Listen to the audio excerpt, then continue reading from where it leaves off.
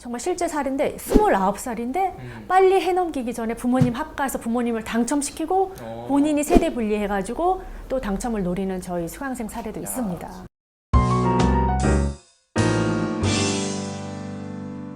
청약 좋은 건 다 아는데 나는 가점 거지라서 포기한 분들 많죠. 오늘 이 방송 보시면 생각이 달라질 것 같습니다. 청약 대표 강사 정숙희 대표님 모셨습니다. 네, 안녕하세요. 반갑습니다. 네, 오늘 귀한 분 오셨는데요. 먼저 자기소개 좀 부탁드릴게요. 네, 저는 청약 분양권 내 집 마련 전문 강사 열정 로즈라고 합니다.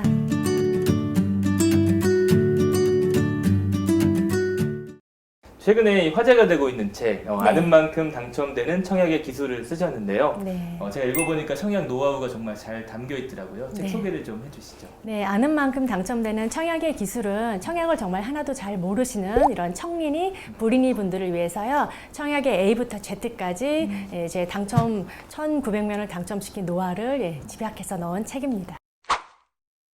먼저 2030 얘기를 먼저 해볼게요. 네, 네. 2030 사회 초년생들 네. 내 집 마련이 아직 좀 멀게 느껴질 텐데 네. 이 청약은 뭐 통장 갖고 있겠지만 네. 잘 모르는 경우가 많을 것 같아요. 먼저 네. 기초부터 시작해서 이 청약 통장 꼭 만들어야 되는 이유 어떤 게 네. 있을까요? 반드시 이 강의를, 네. 이 방송을 보신 분들은 바로 오늘 내로 만드셔야 합니다. 오늘 내로. 네, right now, 당장. 어. 네, 바쁘다고 차일피일 미루시면 안 되고요. 만드는 그 날부터 이 통장 가입 기간 점수가 차곡차곡 쌓이는 거예요. 사실 최고로 좋은 나이가 만 17세예요. 예, 미성년 기간은 만 17세부터가 가입 기간이 인정이 되거든요. 그래서 이때 만들어 놓으시면은 금방 그러니까 더 어릴 때 만들어봐야 의미가 인정은 없어요. 안 되고 네. 17세부터 이제 네, 네. 가입하는 순간부터 이제 인정이 인정이 된다고 되는 거예요. 그러면 뭐 그 나이 되면 바로 그냥 만드시는 게 네. 이제 그때는 아이들이 이제 학생이니까 부모님들이 자녀한테 선물로 만들어 주신 거 저는 강력 추천드립니다. 네. 요즘에 이제 가점 거지라는 말이 네. 이제 들려서 좀 서글픈데 네. 이 청약에서 가점이라 어떤 건지 좀 설명을 해주시죠. 예, 청약은 이제 민간 분양 같은 경우는 이 가점 제도를 통해서 이 점수로 이제 당첨자를 뽑습니다. 크게 이제 3가지로 나뉘어요. 통장 가입 기간, 무주택 기간, 부양 가족수. 예, 이 항목별로 점수가 있는데 이 점수대로 가점제 100%면 점수가 높은 순으로 당첨자를 선발합니다. 가점 하면은 이제 100점 만점이라고 생각하시는 분은 많은데 네. 청약은 100점 만점 아니죠? 아니에요. 예, 84점 만점이고요. 무주택 기간이 1년에 2점씩 해서 32점이 만점. 부양 가족 수가 좀 큰데요. 한 명당 5점. 부양가족. 네, 그래서 총 만점이 35점이 되고요. 그다음에 청약 통장 가입 기간이 1년에 1점. 1점이지만 가입 기간은 그래도요. 이게 만점이 되면 17점이어서 만점이 84점이 됩니다. 제가 그 회사 들어가서 저기 청약을 만들었었는데 네. 잘 모르고 깼어요 중간에 결혼할 아이고, 때. 청약 그 예치금이 좀 목돈이 들어가 있는 분들이 요게 급전이 필요할 때 깨시는데요. 맞습니다. 이 네. 통장을 담보로 대출이 가능합니다. 굉장히 적은 리로요. 안 깨도 되네요 그러면? 안 깨도 돼요. 그래서 제가 정말 강조드리는 게 살면서 청약 통장은 절대 깨시면 안 되고 이제 당첨됐을 때나 깨고 새로 만드시는 겁니다. 네, 제 대표님을 빨리 만났어요. 네, 그렇다면 이 청약 통장 매월 네. 얼마씩 넣어야 되느냐 이거 뭐 많이 들었기도 했지만 또 헷갈리는 분들 많아요. 뭐 네. 2만 원이냐 10만 원이냐 뭐 더 많이 넣어야 되냐 어떤 게 정답인가요? 네, 제가 딱 정리해 드릴게요. 이 청약 통장은 2만 원만 넣으면 개설이 돼요. 네, 되는데 특히 사회초년생들은 지금 이제 만들어서 거의 내 집 마련을 결혼할 때쯤 나중에 생각하시잖아요. 그러니까 지금 민간을 넣을지 국민주택을 넣을지 아직 목적이 정해지지 않았을 거예요. 이런 분들은 그냥 매월 10만 원씩을 자동이체를 걸어 놓으세요. 왜냐하면 국민주택 같은 경우는 납입 인정 금액이 매월 10만 원. 더 이상 넣는 거 인정이 안 되세요. 더 이상 불입하실 필요 없고요. 10만 원씩 꼬박꼬박 자동이체를 걸어놔서 내가 뭐 10년 뒤에 뭐 이제 결혼하고 내 집 마련할 거다.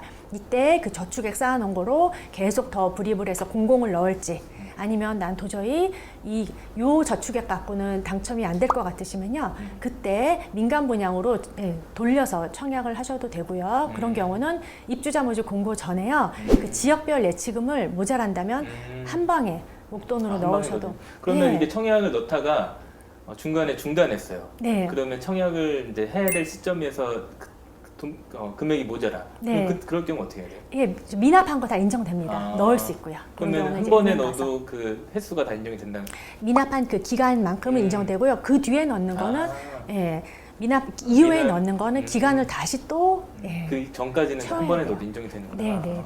이건 이제 은행에서 문의하시면 됩니다. 네, 그렇구나.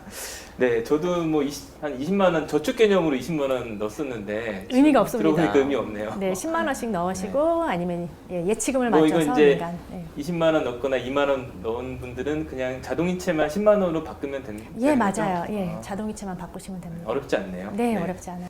또 이제 그 사회 초년생들 네. 아까 말씀하셨지만 국민주택 또 네. 민영주택 이렇게 좀 구분이 돼 있는데 어떤 게 좀 유리한 유형일까요? 국민주택 같은 경우는요, 저축 납입액순으로 당첨자를 뽑습니다. 그런데 이 저축 최저 커트라인이 요즘에 인기 택지는 거의 2천만 원 그러니까요. 이하가 당첨이 높아. 거의 네. 힘드세요. 그리고 최근에 그 위례는요, 3천만 원이 나왔습니다.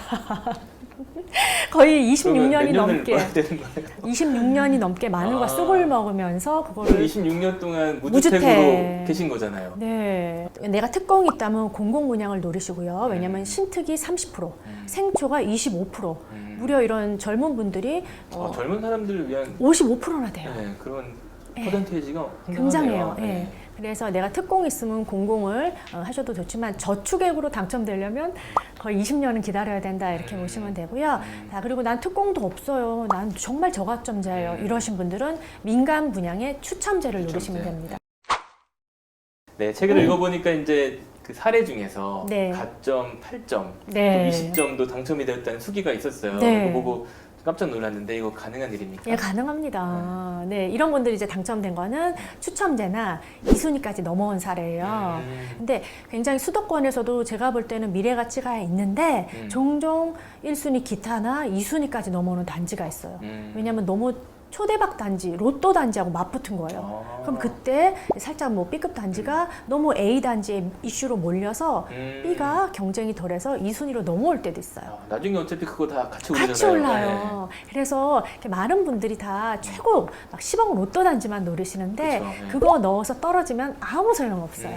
그럴 때는 전략적으로 이런 B, C급인데도 미래 가치가 있는데 사람들이 지금 잘 모르는 이런 거를 공부해서 넣는 방법이 있습니다. 그렇게 해서 저희 8점, 12점 분들이 이건 진짜 기회를 정말 잡으셨죠. 그야말로 대박이네요. 대박이죠. 그 청약 정보를 이제 뭐 여러 군데서 얻는데 네. 그 중에서 입주자 모집 공고라는 게 있잖아요. 예.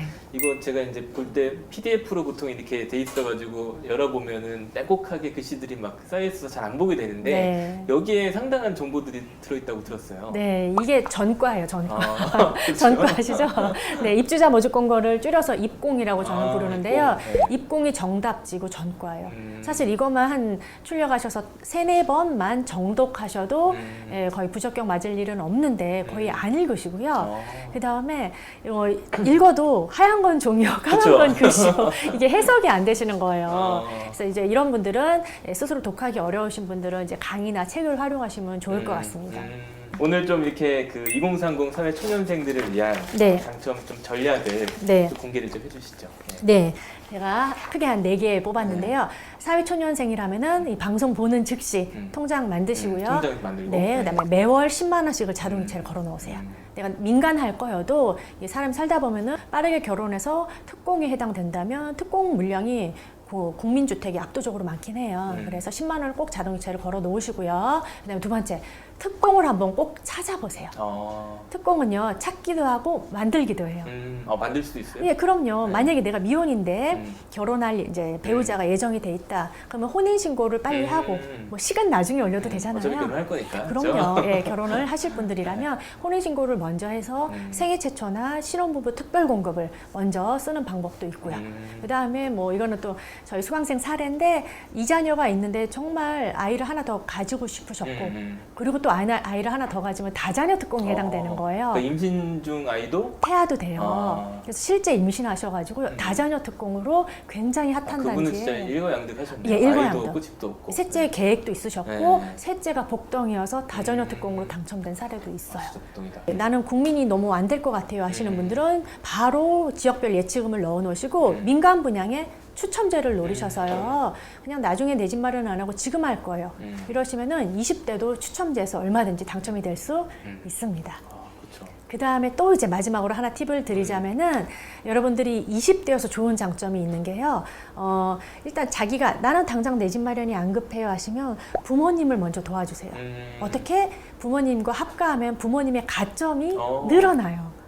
부양가족 수에서 이 부양가족이 한 명당 5점으로 이게 되게 점수가 크게 차지하거든요. 그래서 부모님도 아직 무주택자시다 혹은 1주택자시다 이러면은요 20대는요 바로 지금 같이 따로 살고 있어도 합가하면은 바로 부양가족 인정이에요. 아, 그래요? 네. 근데 만 30세 이상의 성인 자녀는 합가 후에 1년이 지나야지 그 부양가족 점수가 인정이 돼요. 그래서 정말 실제 사례인데 29살인데 빨리 해넘기기 전에 부모님 합가해서 부모님을 당첨시키고 본인이 세대 분리해가지고 또 당첨을 노리는 저희 수강생 사례도 있습니다. 진짜. 일거양득이죠.